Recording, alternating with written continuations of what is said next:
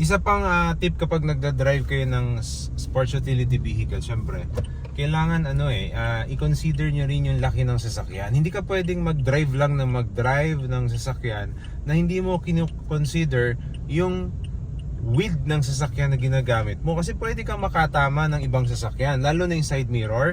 Pwede kang makatama ng mga pedestrian or anumang bagay na nasa left mo. Kaya pag ikaw ay nasa mga masikip na lugar, kagaya ng dinaanan natin, kailangan tignan mo rin yung mga tip ng mga side mirror mo. Malaking vehicle, mas malaki po yung blind spot na tinatawag. Ibig sabihin, mataas din yung chances na makatama ka ng mga pedestrian, lalo na sa mga bata. Kaya hindi pwedeng yung attention mo ay wala dito sa pagmamaneho.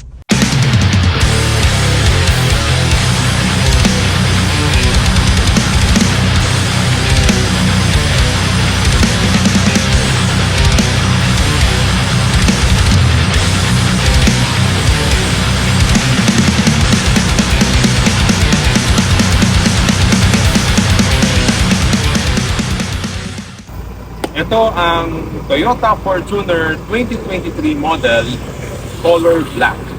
Tignan natin, subukan natin i-review ano ba yung meron dito sa Fortuner na to. I-review natin ng mabilis. Tara!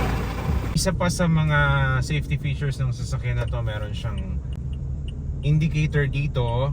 Yun po ay para sa blind spot, no? So nagbi-blink siya kapag yung blind spot mo is sobrang lapit na sa'yo, no? At ganun din sa kanan, so left and right siya, meron siyang warning. So pagdating naman sa climbing ability nitong Fortuner na to, syempre hindi ka naman mabibitin. Kahit pa loaded yung sasakyan mo, kayang-kayang akyatin ito yung mga matataas po na daanan po sa atin. Ano ba ang experience sa manubela, no? Magaan-dalin, madaling iliko, daling kontrolin, no? Sa pedal naman, yung experience ko sa pedal, opinion ko lang to, very responsive. Apakan mo lang yung accelerator, madali siyang mag-move forward. Kailangan talaga dampi lang, napaka-soft lang nung pag-apak mo. Hindi pwedeng yung diin agad kasi nga pwedeng mag-move agad siya sa harap. Brake, since lahat is disc brake, konting brake mo lang, ramdam mo agad yung pagbagal ng sasakyan, no? Madaling huminto, in short. So in case na may emergency, madali kang makakahinto. Pag napadiin mo naman ng sobra, lalo na sa gantong mga city driving, syempre nakakatakot din sa iyo at sa likod mo. Kasi pwedeng mabangga ka sa likod kung hindi agad nakapag-prepare yung sasakyan na nasa likod mo. So ano yung experience ng model na to habang dinadrive? Magaan. Suspension, lalo na siguro kapag loaded itong sasakyan na to, no? Mas mararamdaman mo yung magandang effect ng suspension. Yung vision, syempre, SUV, sports utility vehicle, mataas. So kitang-kita mo agad yung mga pwedeng mangyari sa harapan mo. Mataas yung seat height. Yung headroom naman niya maluwag, no? Siguro kahit 6 height mo, hindi ka mahihirapan dito kasi SUV, 'di ba? Yun nga yung doon nga bagay yung mga ganong klaseng height, 'di ba? Sa gantong klaseng sasakyan. Dito sa interior ng Fortuner na 2.4 liters 2023 model, color black. Napakaganda ng interior. Actually, amoy pa lang Pagpasok mo pa lang, nandun na yung amoy bago. Yun yung hinahanap-hanap natin sa isang sasakyan pag pumasok tayo. Amoy bago. Although may mga nabibili ng mga air freshener na new car, yung scent niya, pero hindi mo na mababalik yung gantong klaseng amoy So by the way, ano yung meron dito sa interior ng Fortuner na 2023 model? So dito pa lang sa side na to, makikita mo na yung ganda ng model na to dahil makikita mo na dito sa door handle niya yung stitches, tsaka itong plastic parts na to, coated na chrome, At meron siyang pinakamaganda dito, lahat ng window is power mode, no? Isang push mo lang, automatically bababa na yan. Iwas hassle, di ba?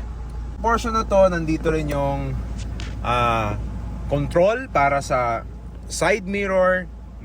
Titiklop na agad siya, then automatically magbubukas ulit siya.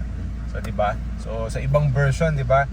Ikaw mismo manual na titiklopin mo yung mga mirrors para syempre protection din, para maiwasan yung mga damage kapag nakapark tayo sa isang tight na lugar.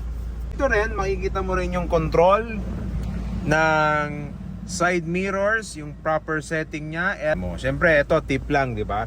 Bago ka magpatakbo ng sasakyan, dapat nakaset na yan properly. Hindi magandang practice yung habang nagdadrive ka, set ka ng set ng mga side mirror. Then dito sa portion na to, sa seat, so makikita mo na yung siyempre prestige na itsura, social, stitches pa lang, oh, white lining, napaka-social na, di ba?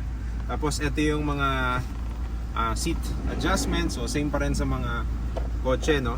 Adjustment para sa layo o distance ng upuan. Andito naman yung para sa backrest, same pa rin. Okay, dito makikita mo naman sa side na to yung button para sa view. So ito, pag pinress mo, mag-activate dito sa LCD screen yung rear camera. Siyempre mayroon din yung guide kung ikaw ay tatama na. At makikita mo rin dito yung button. Ang tawag dito sa button na to ay Toyota Parking Assist. So magkakaroon siya ng buzzer, tutunog siya para i-guide ka, bigyan ka ng reference na malapit ka na sa object na tatamaan mo. Example doon ay wall.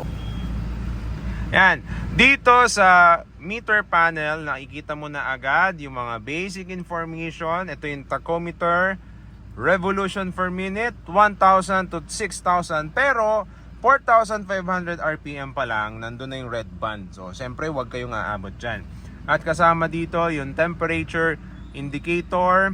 At nakikita nyo yung P, means park. So, yung indicator natin sa parking. Andito rin po yung mga information para doon sa vehicle, kung yung pinto mo ay nakabukas ba o hindi. At yung gulong, nandyan din yung odometer. At meron pang mga information, meron kilometers per liter, information para sa music, para sa tires, at sa settings, no? Pwede nyo rin po siyang i-customize, i-push nyo lang po, i-press, hold nyo lang para ma-i-customize po siya. At syempre, dito po sa speedometer, semi-digital na meter panel, at kasama po yung indicator ng fuel. At syempre, panghuli, itong button na to, controls para dito sa brightness ng meter panel. Ito naman sa portion na to, makikita nyo rin yung additional seat, no?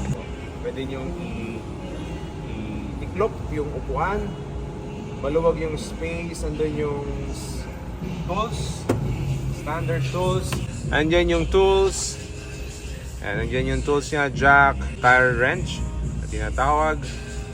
Siyempre, asan ba yung spare tire? Pero din siyempre ito, yung early warning device na hindi pwedeng hindi mawala dahil yan ay mandatory. Dito naman sa tires niya, so makikita mo yung specification, 265 yung width, 60 yung percent ng height, and 18 yung size ng diameter, no? So lahat ng braking system ng Fortuner na to ay disc brake na rin, no? So napakaganda ng combination ng kulay niya. Hindi ko alam kung ano ang tawag dito, pero silver or gun metallic, no? So pero ang ganda. Meron na rin siyang stepboard. Steering wheel, napaka-elegante tignan. Kitang-kita yung mga stitches na to, kulay puti at leather design. At syempre, malaki siya, no? Napakaganda kontrolin, no?